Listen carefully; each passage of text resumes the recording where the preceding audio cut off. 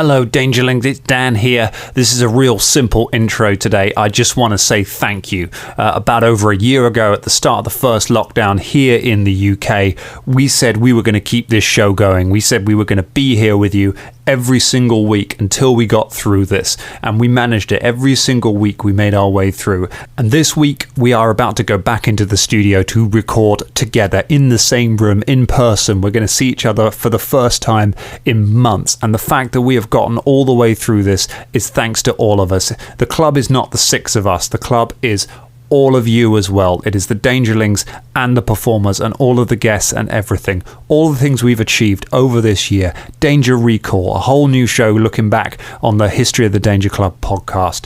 Dangerous Wednesdays, what started off as a little Facebook live show and now is this whole Twitch streaming show with guests and giveaways and reviews and all sorts of things. All of the bonus shows, Come Dice With Me, a free RPG Day special, all of the Lockdown Legends shows that got better. You know how some of them sounded like we were on our phones at the start, and by the end of it they sounded really good? That's because of you. That's because of you helping us to get better kit to be able to do this. And of course the main Danger Club podcast itself that has come out every single Monday like we promised it would, and I think has told some really, really interesting stories along there. That is because of all of us. That is because of you helping us out and getting us through this. You know, there have been days that myself and I'm sure some of the guys have as well, you wake up in the morning and you're like, I've lost my career, I can't leave the house, I don't know why I should get out of bed today. And then you look at your phone and you see someone new has joined the Discord, someone has left a comment on the episode, someone has joined the Patreon, somebody has sent a tweet just to say that they're enjoying what we're putting out. The fact that we have built this community and we've built this family, I'm not lying to you, has made me get out of bed some days over this past year. And all I can say to that is thank you. We all have this shared dream together. We have this shared dream that we're going to take this silly little show here in the UK that, you know, we don't have A-list actors. We don't have Jeff Goldblum. We don't play the biggest games in the world. We play the game we love. We don't have massive sponsorship. But what we do have is an incredible community. We have this club that everyone working together who knows that this can be the greatest show in the world, and we are going to build that. We have made it to this point because we have been a family and a club, and we've made it together. And I just want to say thank you, because the stuff that's going to come up in the future is going to be incredible. Keep supporting, keep talking to us, keep looking after each other, and we will keep bringing you these episodes every single week. I love you, Dangerlings. Let's have an adventure. Previously on the Danger Club podcast. It's called The Road's Gentle End. Sounds like a funeral home. Like, who named a tavern that way? Look at the little baby. Would you like to be my mum? Excuse me, we are looking for rooms? No rooms for the likes of you. Don't mind him, he's one of Batsulan's people. He's been preaching about non-humans in Kibwe. Wendell Ruffles, Talden Expeditionary Army. Do you know anyone knows lots about magic items? We'll go see Candy Laughs Long. This sickness. Round here they call it the Slithering. The adventure continues. Team, we are rolling. Do you know what? I just had a message, right, from a long-term listener, right? We've bigged them up before. Big up Lou. We're going to big you up again, right? Hey Lou. Big up Lou. They live in Canada, and she has said if we want, she will send us some dill pickle Pringles. What? Yes. Yeah, that's what I'm talking about. Yeah, because you know I said that there's not a day goes by I don't think about them. I mean, I was kind of exaggerating a bit, but they are amazing. Yes, indeed. So, do we want Lou to send us some dill pickle Pringles? Fuck yeah, Lou! Please do it, please. Oh my god, that'd be so amazing. That's the thing. She says they're very cheap to buy, right? But she gets her mum to send her British food from here because obviously she misses that growing up here in the old UK. So there's a secret branch of fallen Mounties that smuggle illicit goods from Canada to the mainland in Europe and the UK. I bet there is. There has to be. Right? It's got to be. I thought you were talking fact there, Scott. I thought that was one of those. Did you know? The fallen Another Mounties. special Scott fact. I'll tell you what. We will finally find out what is the Dilly-O. with these Pringles. Yeah, I mean, this is the thing. I'm now worried that I'm if not they doing, arrive, I'm not doing hello was everyone rap. on a joke that bad. Someone say something funny. But this is the thing. Like, Getting if down with the hip hop guys. if they arrive and they're not that good, like because we're going to get back to the studio soon, right? You know, if we're together and then I open these pot of Pringles and everyone's like, they don't taste anything like dill pickle, I'm going to be like, shit. And also, there is that danger. It's things like ouzo, and you can buy a bottle of ouzo that you quite enjoyed in Greece, and you buy the same bottle from the same shop in Greece, and you take it home, and it tastes like... Yeah, I can tell you what, Colin, whether it's good or whether it's bad, ultimately, it won't be that big of a deal. Hello, everyone, and welcome to the Danger Club podcast. You gave me your own joke. Still out. Well done. So, Smashed it. James, how's you experienced someone taking your joke and then adding stuff onto it? How does that feel? What? Yeah, sucks, doesn't it? Sucks, mate. Yeah. 2 years. Had you used the dill joke? 2 years. I feel like you're kicking a man when he's down. I don't know which joke you're James doesn't referring even to. know what day it is at the moment. I don't, yeah. No, I was I'm going to target the sick one. Dangerlings, James is still quite ill, so we've got Sexy Velda Yeah. this episode. And Sexy That's Dan right. at the moment, actually, as well, yeah. Sexy sickness. Sexy Dungeon Master, Sexy Velda. I mean, this will be like by the time it airs, it's a month ago. But yeah, I got my second vaccine yesterday. Big up vaccines. and it is hitting me because like these kind of things hit me weirdly anyway because I have a weird immune system, and it is like feeling ill is a good thing after you've had the vaccine. If you go and get your vaccine, if you have your vaccine, you get a hero point, you get a danger point. If your Danger Master says otherwise, put them in touch with me. I'll tell him you get a danger point for your home game. Yeah. But yeah, so it's good to feel ill because that's your immune system kicking in. But part of my immune system, because I have MS, wants to kill me. So I'm always a bit nervous when my immune system actually starts kicking. It's like they're handing out guns to the immune system, like tooling it up. And a bit of my immune system is just sitting there in the corner, like Baron Zemo, like just like, oh, you should probably give me one of those as well. I'm sure I could help out. And they're like, no. Are you saying that guns don't kill people, immune systems do? Literally do. Oh my goodness. Dan, did you I remember you mentioning something about us being like a fifth or sixth like favorite gaming podcast in Mexico. Is that true? We were for a short time. For a short time. We hit for a short time we were the fifth highest, most downloaded or fifth highest ranked gaming podcast in the wonderful nation of Mexico. So thank you, Mexico. Are we no longer? Are we no longer? I don't have the download things. Usually you are for a short while. I doubt it at the moment because we haven't had a new episode out for several days. It's usually on new episode day or peak. Right. But yes, I'm just Mexico, wondering if there's any. Take us to number one, Mexico. Take us to number one. Mexico people out there. I want to say hi. I love Mexico. It's one of my favourite places I've ever been.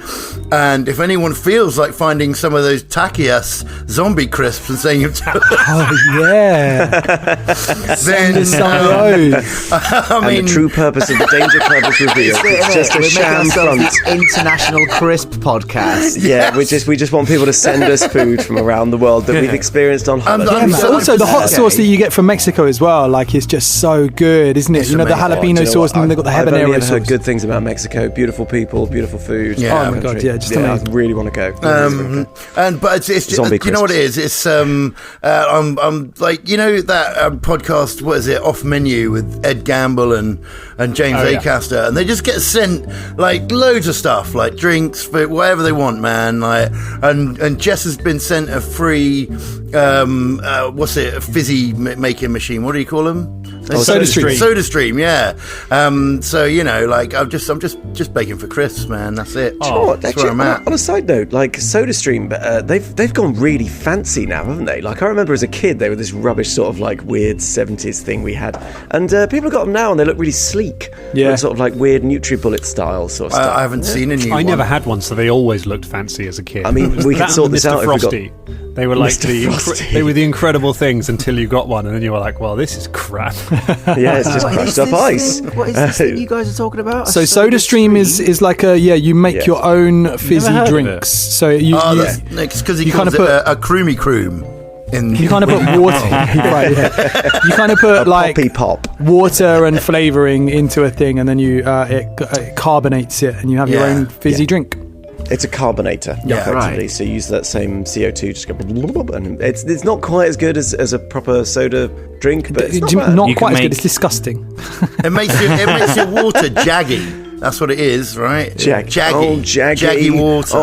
Who drinks sparkling water in this group? I do. Yes. Yeah, I like a sparkling water. No, because some people hate weird. it. Some Yeah, people hate sparkling it. water it's not for me. is the taste of God's butthole. Like, why would you make water worse? Water's fine. Yeah, but God's butthole tastes better than most things on this planet. So well, then it's not sparkling water. The sparkling water tastes like aggressive gas. It's just silly. Here's a theological point. Would God have his glands in his butthole? Fulton would probably find out. Would they make sparkling water? What if God was one of us? I'm glad you went for that. God So is the glad stream out right of his butt like one of us. Just a stranger up the He's butt. just a celestial soda stream. If I'm in a restaurant and they say, and they'll bring the water and they say, do you want still or sparkling? I'm going to go a little bit fancy because I don't want something I can get out of my tap at home. I want something a little bit different. I want to feel like a princess just for a moment. And that's what sparkling water is for me. It's a little bit of luxury. makes sense. You want a taste of copper. I'm that guy that turns around and says, I'll just have tap water, please. Yeah, or do you go, because there's 3 types of water at a restaurant. You go, can I have bottled water, still water? Can I have sparkling water, or can I have tap water? Because most of the time when you say can I have water, they'll give you still water from a bottle and they'll charge you for it. And that's why you have to specifically go, can I have tap water? And they look at you like, oh, you fucking loser. Oh, we got a cheap table here, haven't we? They're not going to leave us sick, are they? Why do all waiters talk like that as well? Like, I I do know. And I was in the Ivy. It's an immersive actor. I was in Mexico.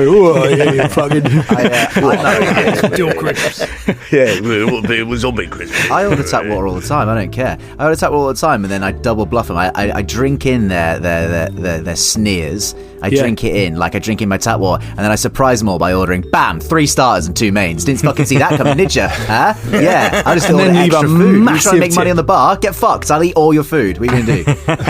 This is true. When we went serving you, sir.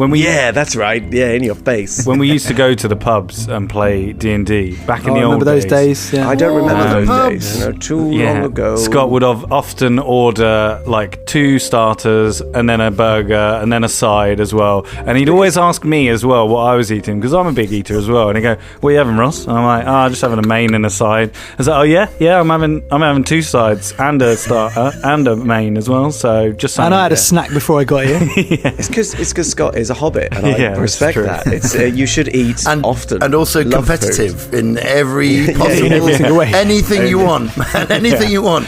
Can we fight over it? Can we fight over it? Only with food. I want to watch the night that me and Ross clashed in that place over food and tried to out-eat each other. They still haven't recovered. They needed lockdown to recover their food stocks. It's still one of the great betrayals of my life when I went into that, because that restaurant did a really good salad, and it was good because it had brisket in it.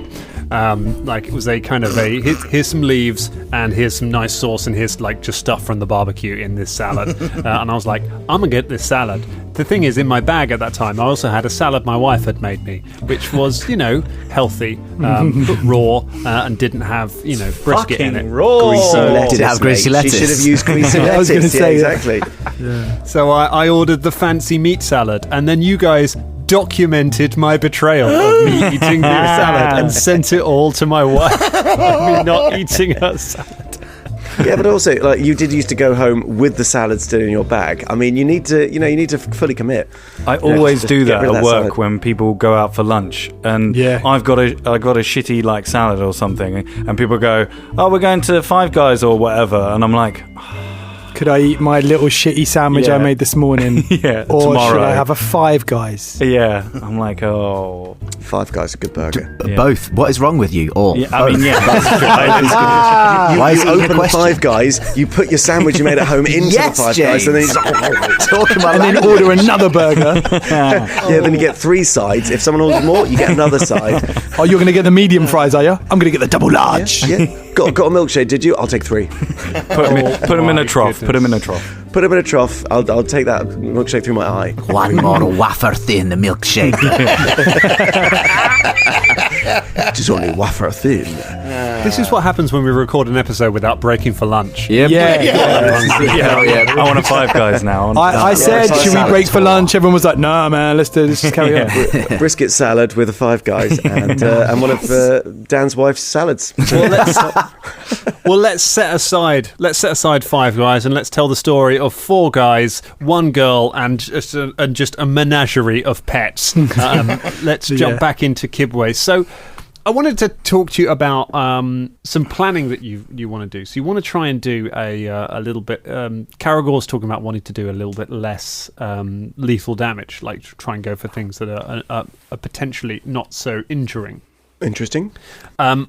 Talk about kind of how the mechanics work for that. Basically, you can try and make a non-lethal attack, and it's a -2 to hit. And if you hit, you do non-lethal damage. If you reduce somebody to 0 with predominantly non-lethal damage, then they're unconscious rather than killed. That's the only mechanic for it. And there are certain weapons you can do it with without a penalty. But if this is something that you guys are serious about wanting to do, then I'm willing to be a bit more flexible about what weapons are what weapons count as non-lethal. Because the things that have the non-lethal trait in rules as written is stuff like a whip, a juggling club, a monkey's paw, interestingly, which is a weapon. It's not actually literally a monkey. Look, as we know, Philippe only does lethal damage. But like, if you want to be a bit more creative with it, I don't mind kind of extending that non-lethal trait to certain other weapons if this is a sort of a character choice you want to do. Because it's in Agents of Edgewatch with, the rules for that is everyone just does non-lethal unless you specify otherwise. Right. And there's no kind of penalty on it. I think that's fine. If we end up in a situation where you guys are constantly executing prisoners because you don't want them to come back and fight you like you did in the first adventure, then maybe we'll back out of that. Maybe we'll have a rethink. Yeah.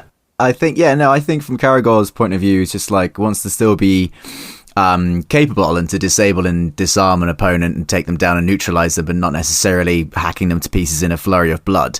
Having the option to, with a bludgeoning weapon, I would have assumed like a bow staff, flails, nunchucks, that kind of things that beat and bash rather than slice and dash. Would be nice to have around. I'm not sure. I was going to say it's an interesting point that obviously Scott raises, because there's this idea, I think, through playing games like this, that if it's a bludgeoning weapon, it's non-lethal. But there are plenty of examples throughout history of bludgeoning weapons that were incredibly lethal. Like if you hit someone with the Morning Star, it's technically blunt. However, it will crush your skull. Yeah. I know. It's that idea that working within the remits that we're given in said games, like your option to do the damage but still be kind of less lethal is, if someone taps you with a stick or someone taps you with a knife, one of them's going to make you bleed and one of them might not.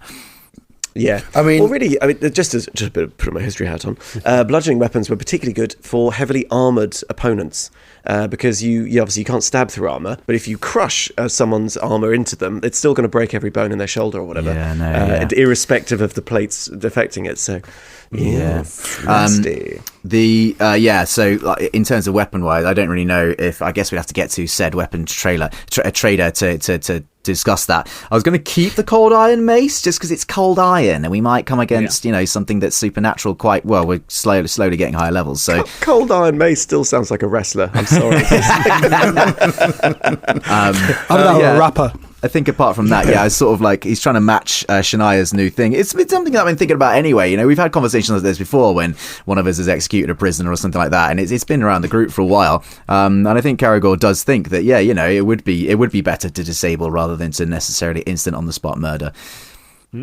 I like that. I like the idea that kind of adventure games don't end with you just murdering. Murder doesn't have to be the solution to every situation in it. Yeah. I think that's absolutely fine. And having grown up on the A-Team, where a jeep will explode and then you just see everybody get up afterwards and they're okay, but they're out of the fight.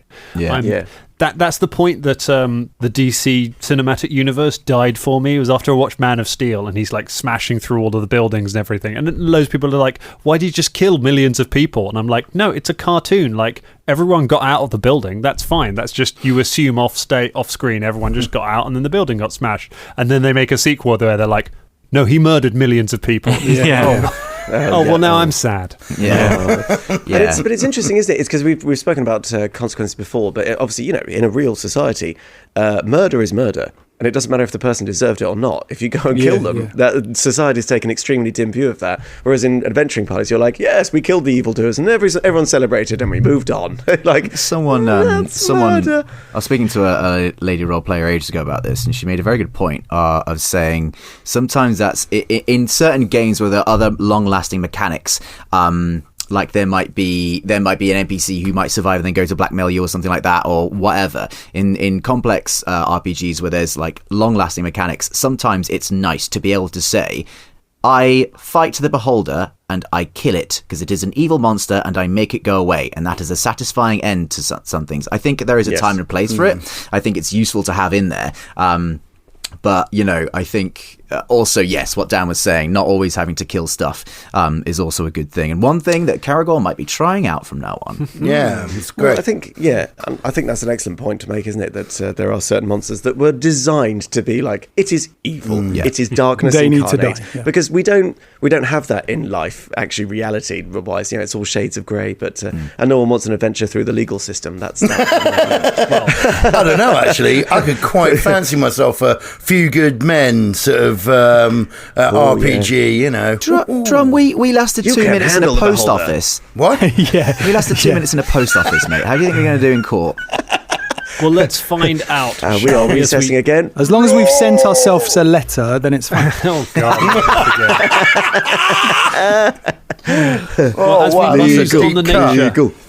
As we muse on the nature of true evil, we pan in on Philippe just quietly waking up in the morning and looking hatefully across at Philop before going and getting Shania's robe for her in the morning.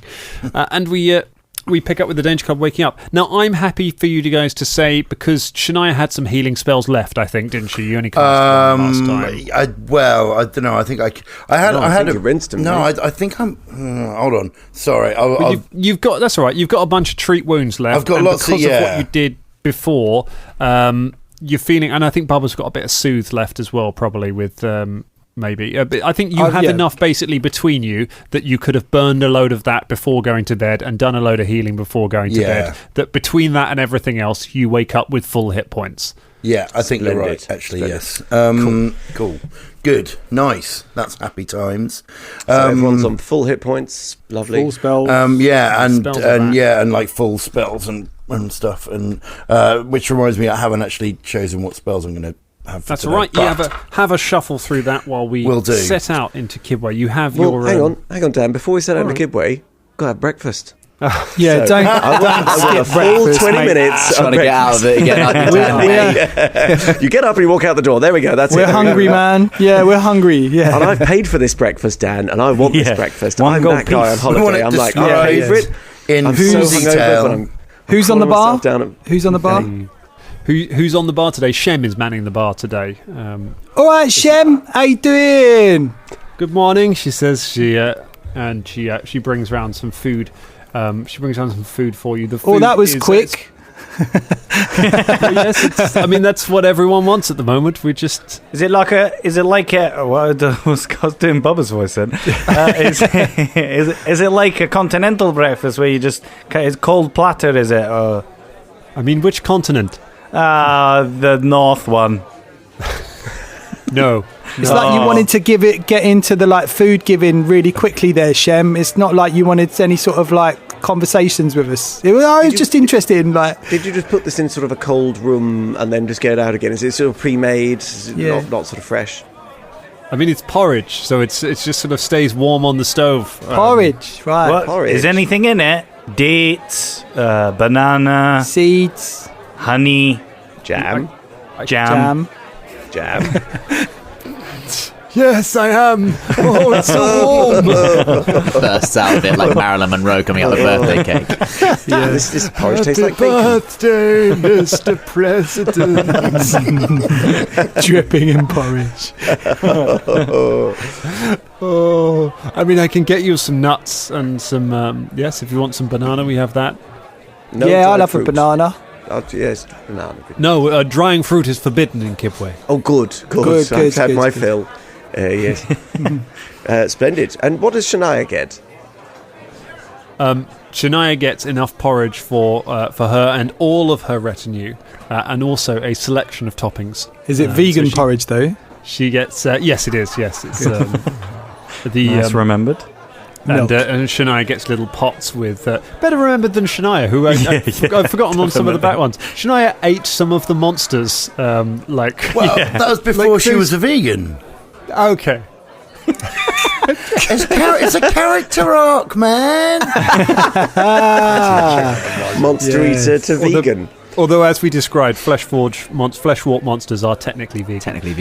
Because they're grown. Caragor does raise an eyebrow across the table and goes, yeah, babe, you know the new thing that we're both talking about? Yeah, of course. Caragor looks really worried. He goes, does that mean I have to become vegan as well? No, you do what you want. Okay, it's okay. Like, you can eat whatever you want. That's okay. I would never take your carbs and your stuff from you. Yeah, thanks. I mean, it's omega proteins really that come from. Right. Okay. Yes. Whatever the fuck this thing is, I don't really know. So but these things. With a spoon and with porridge with lamb shank for sir. Yes. Back in. Caragor just with the spoon just gestures at Jam Jam. Goes, what is Jam Jam made out of? He's made from from the flesh of someone. Hey, I think he's probably isn't he flesh forged like the other thing? Because I think he's made from the flesh of Jam Jam. Hey, Jam Jam. Jam Jam is picking up a butter knife and is like, "Are you trying to work out if I'm vegan?" We wondered how you came to be. What are you made of? I'm made of optimism and love. I'd say more like disappointment and cynicism. How dare you? Well, I mean, optimism. That's good. Okay, she gives him a fist bump. I'm still basically a skinless man riding a skin suit. It's still just as sensitive on the inside of here. Potentially tasty skinless man. Caragor. He's dried out a bit through the desert. He's dried out a bit, and his skin's got a bit crispy. It's a bit golden, So. Smells like bacon. He's running with his own juices. Bit crackling. That butter knife, the butter's dripping all over him right now. Yeah. He looks a bit like the California raisins. Oh my god! All right, I won't eat Jam Jam. I mean, we could probably pick up some sort of stall meat in the market. Yeah, I mean, actually, yeah. Do you know what? Maybe I'm just having this craving because I haven't had any of Fulton's pocket meat in a while. But you know what? He's been busy with other things. Actually, that's a point. Is Kem? Is it Kem? What's his name? Shem. Sorry, Shem. Shem's still there. She's around. She's not like standing by your table, Shem. but yeah, you can call her over. Yeah. Just got a question about local customs. Are you predominantly? I know it's a multicultural sit-in, but is it predominantly vegetarian or is it sort of omnivorous or meaty? There are all kinds of diets. The vegetarian diet is quite tends to be more prominent. Meat is quite expensive here. There isn't a lot of farmland for agriculture. So, yes, and so it tends to be. There's certainly you can certainly buy it, but it will tend to run you a little more. Yes. I imagine. Ironically, Shania is the only one who's paid enough money to be able to get meat. Philippe is very happy about this.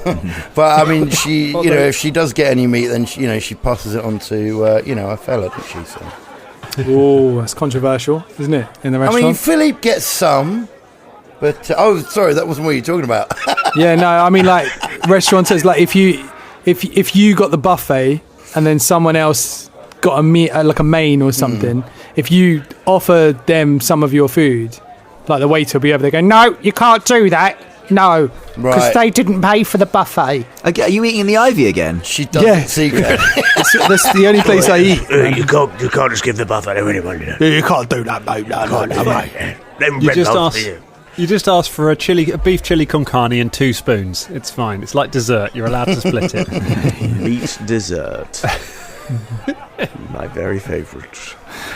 So you enjoy your, at the risk of this turning into another breakfast episode. I like that we discussed how non-lethal combat would work, and then we had breakfast. Then we had breakfast. That sounds like a perfect morning. Perfect. Sounds day. great. Perfect day. So you eat a hearty breakfast, and you're well fed and ready to head out to enjoy the day. You head as soon as you set foot outside.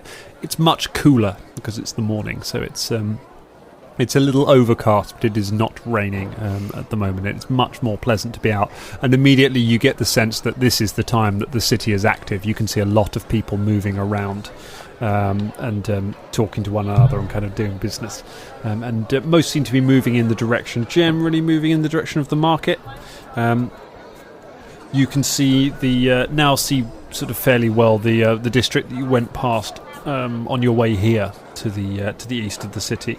It's walled off. It looks like it was once a sort of walled off compound, but the gates are open, and there is a hand painted colourful sign over it that says Boamandu over the top of that, and then the rest of the city kind of stretches away from you. I guess you can just about see White Marks from here. So that White Marks district is small huts, small huts painted with white paint. Lots of small tents and things like that, and they're all painted with white paint. And beyond that, you can see the many coloured canopies of the market district, the central market.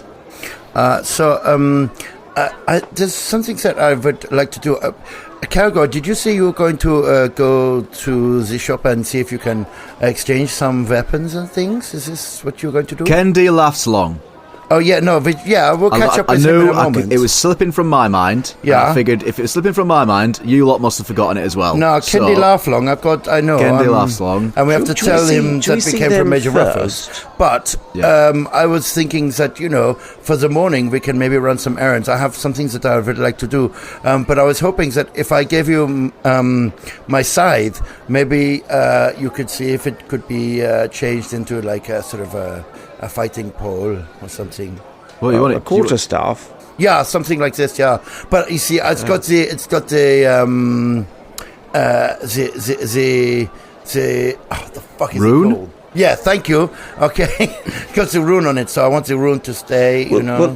I mean, are you sure you want to get rid of the blade? Because you can still use the other end, and sometimes you might need that blade. No, I would like it gone. Because I like the idea of you doing all the bludgeoning and stuff and not killing people, but sometimes we might need that blade just to chop off like a monster's head or something. You know what I mean? Well, you can keep it if you want. And I don't want. No, I've got my blade on my banjo lady. I've got my thing there. Well, then you can do the chopping, okay? Yes, we should respect Shania's choice if she wants to change weapons. I do think. Sure, I'm just like what's his face? The fellow who Kendi laughs long. Major Ruffles. Major Ruffles. Major Ruffles. He did seem to imply that Laughs Long wouldn't be there for very long. We'd have to go there quite early to see him. Really? So we could do that, and then maybe do some maybe errands. that's... Okay, fine. All right, let's go then. Come. That might He's only be there in the mornings, isn't he? All right. Also, if we ever do anything needs chopping properly in this party, I think we all know a certain shit-covered dwarf who could do that for us. I'm sure he could do plenty of chopping. It's true. He's like He's still busy eating the nuts. Let's go see Kendi Laughs Long, who I am thoroughly pleased with us that we have not misnamed or got the name wrong. Dan's going to tell us right now that we have got the name wrong. Kendi Laughs Long? Kendi Laughs Long. Exactly correct. Yes. It's taken us 137 episodes, but we got someone's name right. Yes. So take us to Kendi Big Schlong. I'm so prepared, whenever you go to a city, I'm always prepared for kind of the stalling episode to mostly be about the fact that you misnamed somebody and so they become unhelpful to you and you don't get to achieve the thing you wanted to do because they don't like you anymore. That seems to happen so much. And in this, since we've arrived at Kibwe, you've been really polite to everyone you've met, but still managed to find enough tangents to kind of disappear from the plot every time. Mostly chasing Fulton. It's quite impressive. Okay, so you make your way south through the busy city, sort of making your way through. It is notably different to the other large cities you've been in, to Caermarga especially, and to Absalom as well. People here aren't in. Everyone in Absalom's in a rush, and everyone in Caermarga is looking over their shoulder. And you don't get that sense from Kibwe. People seem to be a bit more relaxed. They seem to be going about their business. You can hear people laughing. You can hear people talking. As you get south into the central market itself, you can see there is a lot of business being done. But there's not that sort of sense like there was in Absalom, where everyone is just pushing past each other and just trying, there's no rule about standing on a particular side of the escalator in Kibwe. It's that kind of, it's a more relaxed kind of feel, despite it being very busy and there being a lot of people around. The central market itself has no permanent structures. It is all made up of sort of poles and lots of hides that are strung up and colourful blankets that kind of almost create streets and passageways through it, where you kind of making your way through this and just dotted among it. Some of them seem to just be people's, you're not sure if they're houses or just meeting places. There's people sitting around and chatting. Some of them are definitely shops. You can see people with stuff, wares and things laid out. And some of them are, some of them seem to be goods. There is definitely business being done, and you kind of just make your way through the tents, kind of having a look around. I guess give me a diplomacy check. Someone who wants to kind of ask around to try and find your way to Kendi, or you could do a society and just try and find it without. Velda would like to try a society to try and find it because he doesn't like speaking to people. I got 16 on society. Try a diplomacy. As am I. Oh, no, that's no good. 6. I got a filthy 20 on diplomacy. Okay, I'll go try this old society. That's a natural 1. So, yeah. So, I do have it's 13, but it's a natural 1. A 13, okay, that's low. And what did you get above 16? 16, yeah. 16, okay, not a massive one. I think it's over this way. But if Bubba and Velda kind of both lead you off in different directions, back and forth a little bit. How does it play out? Shania getting a 6 on a diplomacy, and then Karagor coming straight in with a 20 after that. I guess she went. Excuse me, where's the fuck are we? What the fuck is going on? And of course, Fakawe is a city near to where my friend is from, and I deeply apologise for anything you might have inferred from that. We were actually asking around for a person called Kendi Laughslong. Oh yeah, greetings to you, by the way, and be pleased. Hello, Caragor's taking a punt on a greeting. The woman you're talking to kind of frowns at Shania and then kind of shrugs and says, yes, I know Kendi. Kendi's if you go down to the end of this sort of row and then take a left a couple down there, you will find it just there, near some of right on the edge of the market. Thank you very much. And as we're walking away, I just go, and you should visit Fakawe sometimes. I've oversold that. Did I oversell that? No, you did great. Sorry, I was not feeling myself. She pulls back a flap and steps into the travel agent tent and starts looking for brochures. So you make your way along, passing through the crowds, and make your way to you find a sign saying Kendi Laughslong over one of the pavilions where they're set out, where there is lots of wooden boxes and things set around. With various there's a lot of carved instruments, and then there are some scrolls and things tucked in there. And there is a man who is he's talking to an elf at the moment. The elf is tall, about 6 feet tall, and she has one side of her head is completely shaved. The other, she has long hair down one side. She's wearing kind of gold colours, and she is accompanied by a little boy who is human. And he's kind of looking at a scroll, and she's kind of looking back over and just like taking them off him and putting them back while she talks to him. And then as you're arriving, she goes to kind of look at some other bits still in the store as Kendi approaches you all and says, customers, many customers, one but many customers. Welcome. How are you? Please come in. Good. How are you? What are you saying? What's going on? I'm always in a good mood. My name is Kendi. Kendi laughs long. Yeah. Always in a good mood. Does that mean that you laugh long? Or is it just a name, a last name? He laughs and says, Kendi is always laughing. Well, that is why my friends call me that. There is always joy in Kendi's shop. Interesting. You're referring to yourself as the third person. You're not related to Borash, are you? I don't know who that is. I'm sorry, Master don't worry. Dwarf. It seems you're doing very well for yourself, and almost you laugh longs and prosper.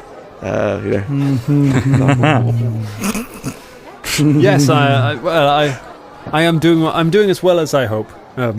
The business has been very good. There are many secrets here in the Moangi Expanse that I am happy to trade and share people. But you, my friends, what has brought you? I can see that you have travelled long. Yeah. Perhaps that should be your name. But where have you travelled from? What has brought you? Suffered to long. Well, we come Quantium. from loads of places, really. Yeah, many places. We were told that you have some knowledge of magical objects and things like this. Yeah. You have come to the right place. What sort of magic are you after? There are many strange magics here. I think it's the kind of magic that we would not want to talk about out in the open necessarily, okay? But it's not necromancy, don't worry. Yes, nothing to do with that. No. It's more magic of a delicate nature, should we say? It's definitely not necromancy, is it? Is it, Vilda? No. No, and will never be, will it? Will it, Vilda? No, So definitely anyway, not. so it's Definitely magic not. of a delicate nature. Well, I'm not going to discount any of the Categorically schools ruled it of out magic. just then in front of everybody. Witnesses, I mean, great, no. I mean, just I stick to would the be occult happy. and Sorry, not just necromancy. if you See, now- excuse my friends, they have their own problems. Okay, do you think maybe is there somewhere private we could go to discuss these things? He clears his throat a moment and just says, well, I mean, necromancy is not strictly evil in itself. All magic is simply a tool. Magic is it has the same benefits as or good or bad properties as the person wielding it. But exactly, you see. Thank you, laughs long. These people, they don't understand sometimes. This has only Nature of reinforced magic. my point. But some wizards are definitely evil, though. That's what you're saying. Oh yes, some are incredibly evil. Oh, yes, Yeah. well, there's no doubt of that. But then again, some dwarves are incredibly evil. And How fucking dare you! Okay, One of the flaps pulls back and a dwarf looks out underneath it and goes, "What are you saying?" Yeah, he said we're fucking evil. Let's kill him. Whoa. Let's not kill anyone. okay. Like, calm I'm down, joking. Fulton. Banter, innit? Eh? No, that's not banter. That's threatening. All right? sorry. we need to work on this, Big the difference. banter thing. You seem to Yeah. go like it's like from 0 to 10 so quick, and then people die. Coming from you. Hey, I am so zen now, you know. Like, You can't just say bad things, right? This is good advice. You can't just say bad things and then go, "Oh, it was just banter." That's called being a dick. All right. The guy in the bar. Yeah, except So, Like the guy that in was the even bar. banter. Yeah, I think yeah, he yeah, meant yeah. that. But No, I think yeah, he was just that being was- Oh, of course he meant it, but like someone could turn around and go, "Oh yeah, I said this, but it's only banter," and like it's not. It's just you being out of okay. order. Yeah. I don't want to actually kill you, Velda. You can go back under your flap, sir. He goes, "Well, so long as this is all right." And somebody this here, "Where is the little baby gone?" The dwarf goes, "Oh, gotta go." And runs off into the So we got delicate magic. We're trying to sort out. We want people to have a look at it, but we want you to be very discreet. Yeah, discreet. Yeah, I mean, it doesn't even have to be like right now. But it would need to be very discreet. Yeah, I would recommend not talking about it here because the dwarf literally just lifted a flap up and listened to our fucking conversation. So it was like an episode of the Muppets, that wasn't it? Just a It period really of was, that. yeah. Now we also need to know that we can trust you. To be honest, laugh. Kendi kind of, you notice Kendi just kind of looking to a handkerchief and just sort of throwing it on the ground. The coffee says, Of course. What can I? Well, I mean, there are not many particularly private places here. But come a little closer. Perhaps we can arrange somewhere to meet. Yeah, this would be good. Don't worry. Our friend Bubba has got a thing to make something private wherever he so likes. Isn't that right, Bubba? Have I? Yeah, mate, you made the glamping thing when we were in the desert. You made a little cabin. I mean, yeah, it's not really like... I mean, you could probably, if you put your ear up to the door, you can still hear inside. It's not exactly... You know what I mean? It'd be more private than standing amongst open stalls. Of course, yeah, absolutely. But even still, it's not really private. Go to Kendi's house. Build up your things. And Well, I was actually thinking, like, I might cast Zone of Truth and then just, like, get this guy to make sure that he's not going to tell anyone once we've told him what this thing is. Do you know what I mean? Don't do that. Zone of Truth's quite like a passive-aggressive spell. It's the implication that someone's going to betray you, and he's only been nice to us so far. No, I just want to make sure. We just need to be absolutely sure that this person, it's quite sensitive what we're doing. I mean, has he heard all this? He's heard every word? Oh, yeah. Yeah. He's standing there. You can kind of back a little way away from him. Like, Yeah. No, I didn't even try and back. Bubba didn't even try and back away. He's just like... Yeah, okay. Well, look. So before we get to Cozy Cabin, Zone of Truth, sort it out, yeah? No, I'm not up for it. Shall we take a vote? I don't want a Zone of Truth him. All right. No, I would say not to do that. If he betrays us, then, Then we kill him. Yay! No. Sorry, come mate. on. No. I mean, is in the metaphorical sense of kill you with kindness. There's a metaphorical kill now, is there? I've changed my entire weapon class around in my entire ability stack, and all of a sudden there's a metaphorical kill, Fulton. They're not really. I'm stabbing you, but this represents me stabbing you. Hold on, let me see if I got anything else. I might have something else. Kendi, do you have a home here? I'm just waiting for Bubba to try and drop a cabin on the just open. Yeah, exactly. Yeah, this market to send people flying. Well, yeah, that wouldn't be like a good idea. Do you have a home here? Yes. He sort of coughs into his hand again, and then sort of. Are you okay? A little. I'm absolutely fine. Are you sure? You do not look well. Can I do an assessment of what's? Yeah, give me a medicine check. Okay. Caragor just takes a little step backwards. That is a 20. I feel for Colin, but trying to separate out the character who is coughing from the various sick actors on this podcast who are coughing. The edit. Okay, a 20. You look back. You can see there is some. You can see some wisps of steam coming from his hand where he's coughed into his hand. You can see that there are some burns on it where he's coughed into it. He's looking at it in shock. Okay. And then he just starts coughing again, just more violently. His body starts shaking. Kendi, you where some of the spittle hits the ground. You can see it starting to hiss. You need to come. You need to come with me, okay? We're going to try and fix you up. You clearly are not well, okay? Yes, I think he kind of leans against the counter and just sort of staggers sideways, and he reaches for you, his eyes wide, and as he looks at you with his eyes, you see his eyes kind of ripple, and then they just turn dark and they just melt out of the sockets of his face as he's there.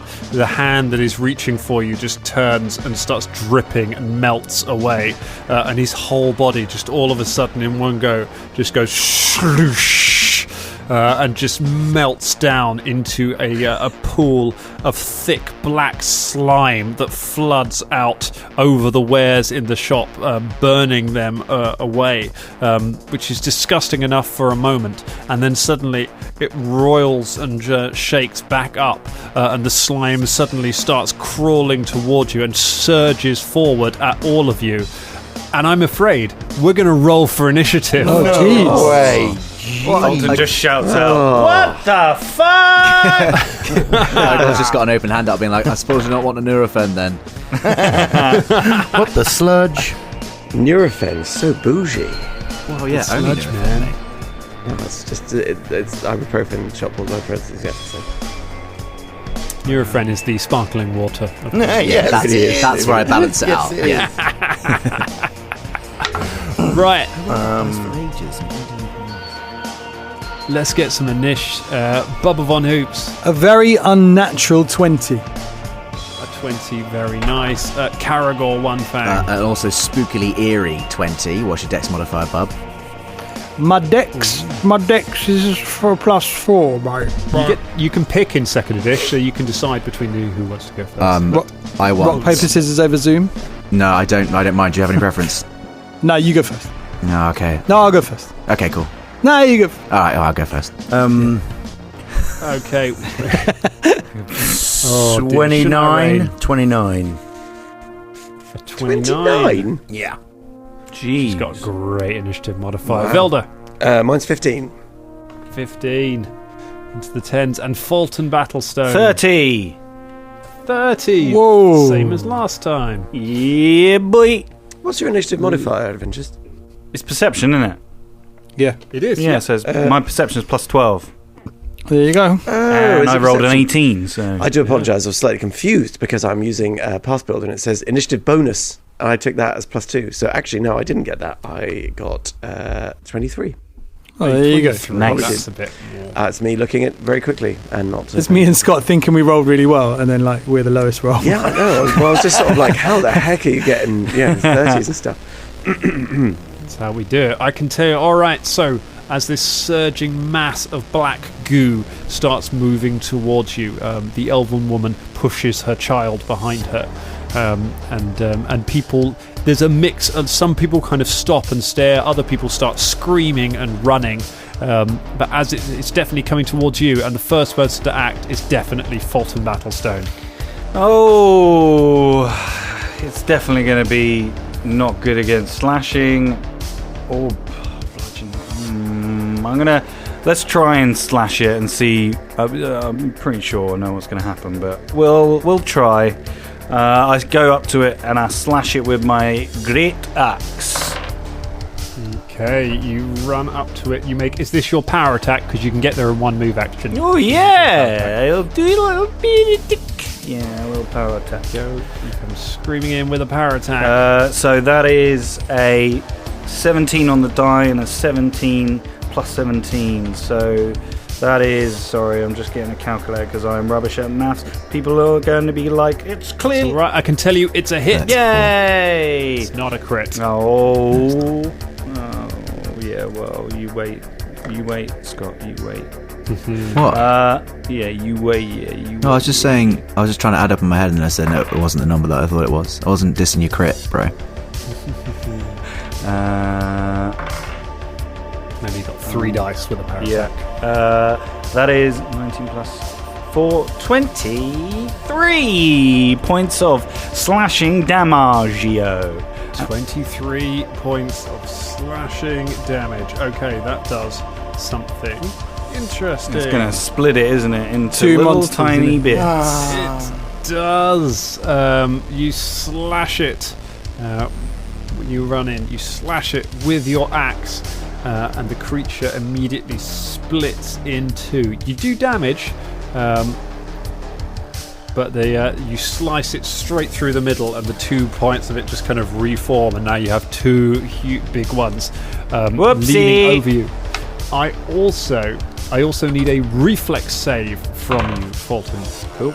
That is a 17. A 17 is a 17 is a fail. Which means that MZ the axe takes some acid damage. Whoa. MZ takes 2d6 points of acid damage. And we'll start tracking that.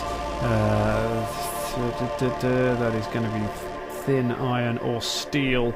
4 points, not enough to get through its hardness, so you don't do any damage to it. So weapons have a hardness value, which is like damage reduction, basically. If it does enough damage to get through it, it starts taking damage. At a certain point, the weapon will break and will not be useful. But yes, you pull your axe away, it is steaming with acid. Slashed through it. That's all you goes. Do you want to say anything? Or? No, I think everyone looks can see that I split it into. No slashy! I just tried it and I immediately regret it, so I gotta take out my warhammer. Sorry, That's fine.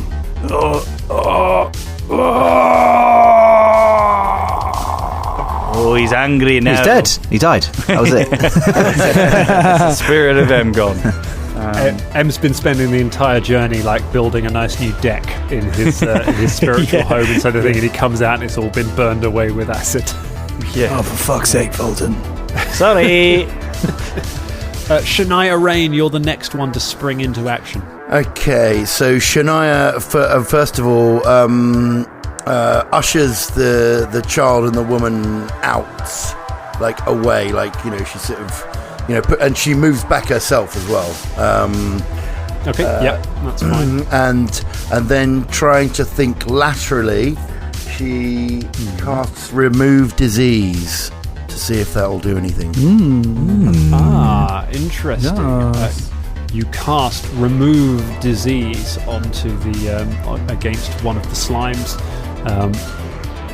You cast it, the spell activates on it. You see no obvious effect, unfortunately. Okay. It doesn't seem to do anything to it. Good idea, though. Okay. Worth a try. Very Do you good idea. want to move Philippe into combat or do anything with his? You've got 2 actions left, so you could give him 2 actions if you want. You got 1 action, so you could give him 2 actions. All right. So I cast Magic Fang on him. Okay. And he can move up into a protective, you know, move in front of, you know, me and Jam Jam and Philop. And the child and the woman. So he he's like a barrier in front of us, and he's got Magic Fang. Nice. And that's it. Do you want to move him? You don't want to move him into combat with the slimes yet, do you? Not you're yet. Back a little No, bit. not okay, yet. Cool. No problem. His his fangs grow and start glowing, and he's ready to be a bouncer, you know, or a bodyguard or whatever. He steps in front. He's got a little tiny dicky bow on. Just a little tiny. Philop jumps up and down and goes, Jam Jam's like, you know what, I'm fucking sick of him now as well. And he looks up with his big eyes, which means it's their go. Oh shit. The slimes. The first slime. There are now 2 of them. Ooh, what's it going to do? It is going to... oh my god, it's gross. Right, the first thing it does is it tries to hit Fulton. Come on! It lashes out with a pseudopod, with one of its slimy bit of slime shoots out of Fulton. It's only a 20. That is not a hit. My armor is 24. Fulton, you duck underneath it as it slams against the ground near you. Ooh, that's spoiled what it was going to do. It's going to go for a second attack, but it's got a penalty now. That's better though, even with the penalty. 24. That is meets beats. Meets beats. He gets you, hits you with the slime kind of as you duck under one bit of slime, another bit swings up and hits you in the face. You take 22 points of bludgeoning damage. And you need me to make a death saving throw. I'm joking. No. And you take 8 points of acid damage. Cool. Lot of things. And with its final action, it grabs you. After it hits you with the slime, it winds the slime around you and starts pulling Fulton into the thing, and just Fulton's armor all starts hissing and sizzling. Oh, wow, I wasn't expecting that. I wasn't expecting this thing to grab people. There. The other one, you're all kind of still gathered, and because Velda hasn't acted yet, he's still within reach of it. It's going to stretch out and try. The other one tries to hit Velda. All right. All right, fine. I mean, I'm ill, but you know, whatever. Trying to kill her for player. There we go. You heard it here first. I hate to say it's a 37. Yeah, Jesus. Of course that's a hit. That is crit. Oh, I've only got. That's a critical hit. Yep. This is probably going to take me out in one shot.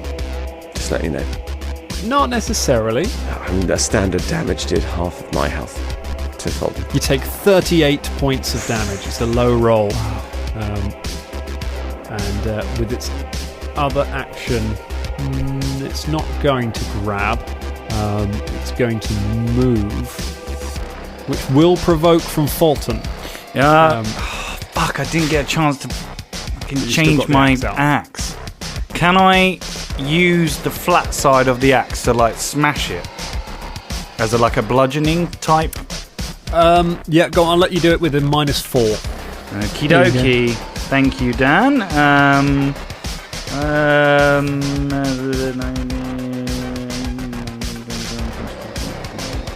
That is 20. 20 is a hit. Oh, yes. Do I get like the damage that it would be as a slashing weapon then? I will or give it a D8 to you as no, do it. Yeah, take 1 die away from it because it's not designed to be used that way. So Okay. it's a single D8 plus your strength bonus. Well, it's a D12, but I was saying D12. Sorry, yeah, go that's for all it. right. Okay. Oh, fucking max damage on the die. So that's 12 plus 4. Then 15, 16. 16 bludgeoning. 16 points of bludgeoning damage, really nice. As it slithers past, it sort of hits Velda and then just keeps roiling past. Fulton, despite the fact you're being lifted up by the other one, you smack it with the flat of your axe. It moves over, which gets it in range of Bubba, and it's going to go for a. It's going to go for an attack on Bubba. 24. Yep, that hits. Oh, go ahead. You take 16 points of bludgeoning damage and 5 points of acid damage. Okay. That's one of the pseudopods comes at you, but it doesn't have an action left, so it can't grab you. That is it for its turn. Velda Kenblight. That didn't go well. No. Get out of there. Yeah. Is it in melee with us now? It is right next to you now. Well, okay. We're just going to have to do a full withdrawal. Then I don't have any. Because I can do a 5-foot step, but I'll still be in melee range, so. You can do it. It's got a 10-foot reach, so you need to do a bunch of 5-foot steps if you want to get all the way away from it. Or you can move away and see if it has attack of op. No, I can't afford to do that, so just spend my whole turn shuffling back. Okay, let's see. You can do 5-foot step to there, 5-foot step to there, 5-foot step to there. That puts you out of its reach, and you've got 1 action left. Okay. Raise a shield. Put the shields up. You put your shields up. Very wise. You back up next to. You basically back up next to Philippe and Shania, and kind of just trying to wipe the acid from you. You take some damage to your clothing. Oh, that's fine. You're not wearing armor, so you're sort of sizzling, and there are holes in some of your clothing appearing from the acid. But you're basically okay. Other than that, all right. Karagor One Fang. Karagor would like to step directly into the space that Velda's just left, therefore putting himself between the slithering thing and Velda, Shania, and the gang. Yep. God, get back! Get some space away from it. See if you can cast some spells. And then I would like to. That's 1 action. Can I hunt prey and do a smashy smash? Hunt prey, smashy smash. Okay. I see you. So the hunt prey check on this is an occult check. Natural 1. Oh, Thank God you can't critical fail a check. Yeah. I'm telling you nothing about this fella. That's fair. Lose knowledge. I mean, that makes sense. It's just it's an eyeball dissolving person that Kendi, Kendi, you don't look that great. Do you need a tissue? I say as I smash it with my mace. You smash the mace into it. 24. 24's a hit. Roll some damage. Smasheroo. That's 9 points of damage with only 1 attack. Okay, just 9 points. Do you get your hunt prey bonus on that? Oh, bloody hell. I was like, no, I don't get any bonuses. I'm pretty sure about that. Thanks, Dan. It's a further 7. So 16 total. Right. 16 points. Very nice. That's much better. You run in, just put yourself in between the kind of the rear guard party and just smash your mace into it as it's staggering backwards. Bubba, let's give you a go as well. what you're going to do, it's bearing down on you. Caragor's just come running in from the side and attacked one of them, and then beyond that, sort of back in the main bit of the shop, Fulton is just wrapped up in the ooze of the other one, battling against it. Yeah, I think just similar to Velda, just need to get away from it, otherwise I'm going to take a lot of damage there. So I'm gonna back off as well and just listen to Caragor's order suggestion, I think, of like getting out of the way, ready to cast some spells at it. Yeah. Do you want to do a step action, which will get you 5 feet away from it, which will get you out of its reach for this round, and take one action, or do you want to move a move action, which you can move basically anywhere away from it, but you might provoke? No, let's. An attack. If it can't reach me, then yeah, I'll just take the 5 foot. Okay. You take a 5 foot step back. You got 2 actions left. Great. Okay. In that case, if I shoot something that's a 10-foot burst, is that going to get us? Is that going to get people in? No, because you can target where you want to land it. Great. Okay, in that case, I'm going to cast Animated Assault. Ooh. 10-foot burst, sustained up to 1 minute. Saving throw is a basic reflex, and I use my mind to manipulate unattended objects in the area, temporarily animating them to attack. The objects hover in the air, then hurl themselves at nearby creatures in the chaotic flurry of debris, and it deals 2d10 of bludgeoning damage. Amazing. To those two creatures. Spell save. Spell DC. My spell DC. I'm quite disappointed because animated attack sounds like it'll be a big sort of animated hammer or something like that. Like really Acme kind of anime character, perhaps. Yeah. So my spell DC 21. 21, it fails. No! So as it crashes through one of the... your spell doesn't. Oh, it fails. Yes. Okay, right, yeah, great. Yay! It's like that medical chat again, isn't it? It's negative. So as it kind of crashes through a cutlery store, all of the knives and forks on the drills just kind of leap up out of the stands where they are and just start spearing into it from the side and attacking it, dealing how much damage? 7 points of damage. 7 points of damage. Does it specify what kind of damage? Bludgeoning.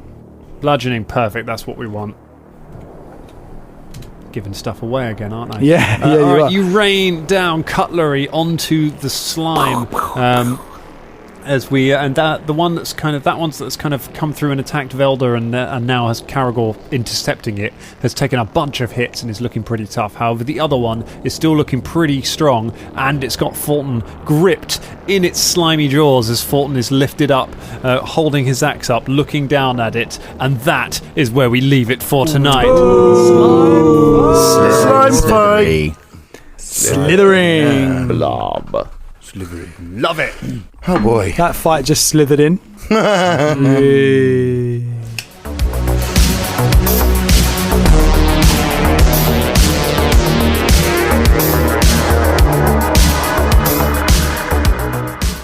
This week's episode is made possible by our wonderful patrons, specifically this week, Libby Abnett. Libby, the last time we gave you a shout out on the show, a character left the show for good. So I can't say if we've done that this week, but if you just drop me a message with a character that you want me to kill, I'll try and off them in the next episode. Anyone you like, Bubba, Ed Johnson, Rory Bravori, maybe. Just let me know and I'll take care of that for you.